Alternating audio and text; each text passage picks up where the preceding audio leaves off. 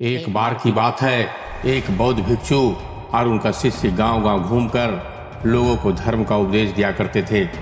एक बार जब वो एक गांव में उपदेश देकर वहां से आगे बढ़ने ही वाले थे कि तभी जोरों की बारिश होने लगी। उन्होंने काफ़ी देर तक प्रतीक्षा की, लेकिन बारिश रुकने का नाम ही नहीं ले रहा था।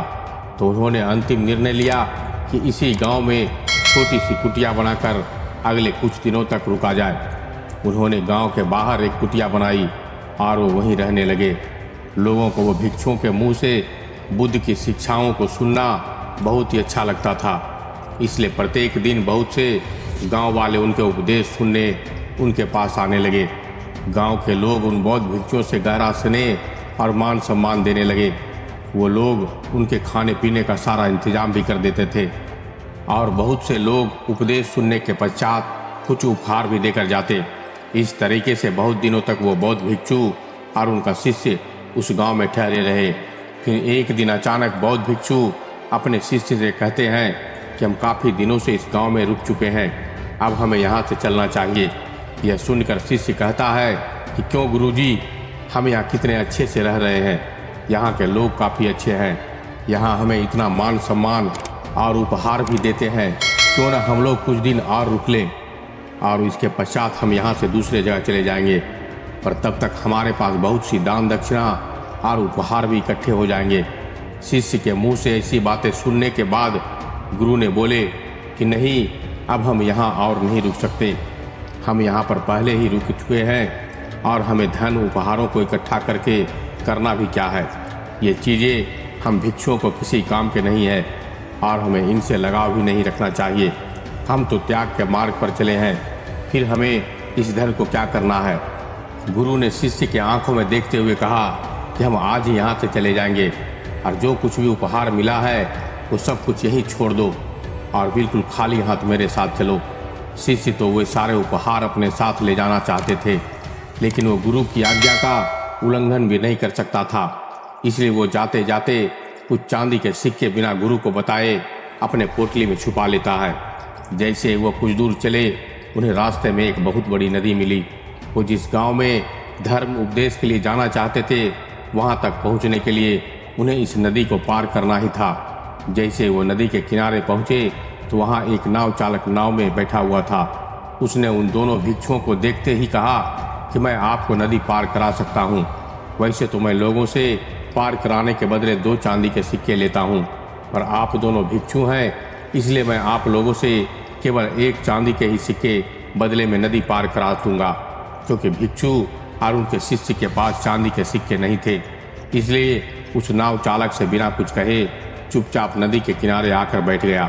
हालांकि शिष्य ने चांदी के सिक्के अपनी पोटली में छिपा रखे थे, लेकिन वे निकाल नहीं सकते थे क्योंकि उसे डर था कि गुरुजी उस पर गुस्सा करेंगे।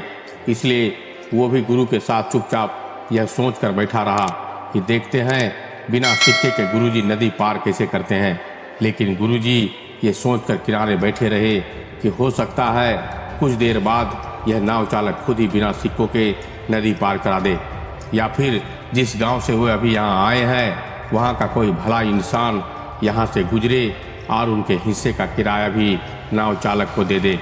लेकिन ना तो नाव चालक कुछ कहा और ना ही गांव का कोई शिष्य वहाँ से गुजरा। बैठे बैठे शाम हो गई, लेकिन डर के मारे ना तो शिष्य ने पोटली से सिक्के निकाले और ना ही नाव चालक बिना सिक्के के उन्हें नदी पार कराने को तैयार था। अंधेरा होने लगा, फिर भी वो बैठे ही थे। यह देख नाव चालक ने उन्हें डराने की कोशिश की। उसने कहा कि महात्मन, रात होने को है और रात में आप लोगों को यहाँ रहना खतरे से खाली नहीं है, क्योंकि बहुत से खूंखार जंगली जानवर रात में इस नदी में पानी पीने आते हैं और ऐसे में आप लोगों के साथ कुछ भी हो सकता है।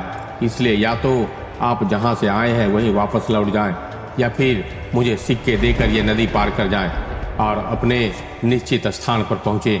और वैसे भी कुछ देर के बाद मैं भी अपनी नाव लेकर यहाँ से जाने वाला हूँ। जैसे ही शिष्य ने उस नाव चालक के मुँह से खतरे की बात सुनी, वह बहुत डर गया।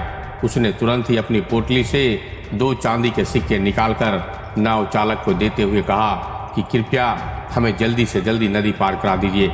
नाव चालक ने सिक्के लेकर नदी पार करा दी। नदी पार करने के बाद गुरु ने कहा कि जब मैंने तुम्हें कुछ भी लेने के लिए मना किया था, फिर तुमने यह चांदी के सिक्के क्यों रख लिए? तुमने मेरी बात आखिर क्यों नहीं मानी? शिष्य ने कहा कि गुरुजी, अगर ये चांदी के सिक्के मेरे इस पोटली में नहीं होते तो आज हम बहुत बड़ी संकट में फंस जाते। रात का समय था और यहाँ कुछ भी हो सकता था। इन सिक्कों ने ही हमें सुरक्षा दी और आप धन्यवाद करने के बजाय मुझे दोष दे रहे हैं। यह सुन गुरु ने मुस्कुराते हुए कहा कि जब तक ये सिक्के तुम्हारी पोटली में बंद थे तब तक हम मुसीबत में थे, लेकिन जैसे ही तुमने इसे बाहर निकाला मुसीबत खत्म हो गई। और मैं तुम्हें यही समझाने का प्रयास कर रहा था कि असली खुशी देने में है, त्याग में है। तुमने 2 सिक्कों को त्याग किया और परिणाम तुम्हारे सामने है।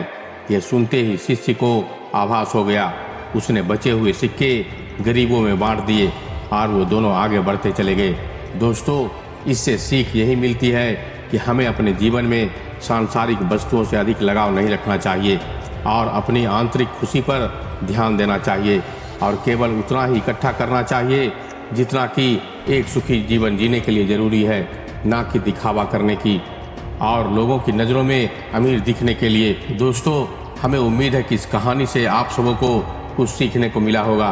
अगर कहानी अच्छी लगी हो तो एक लाइक ज़रूर कर दीजिएगा, अपने दोस्तों और रिश्तेदारों के साथ शेयर कीजिएगा और कमेंट करके हमें अपना सुझाव ज़रूर दीजिएगा। तो मिलते हैं एक और ज्ञान भरी बातों के साथ। अगर आप मेरे चैनल से जुड़ना चाहते हैं तो इसे सब्सक्राइब करके बेल नोटिफिकेशन ऑन कर लीजिएगा। तब तक के लिए धन्यवाद।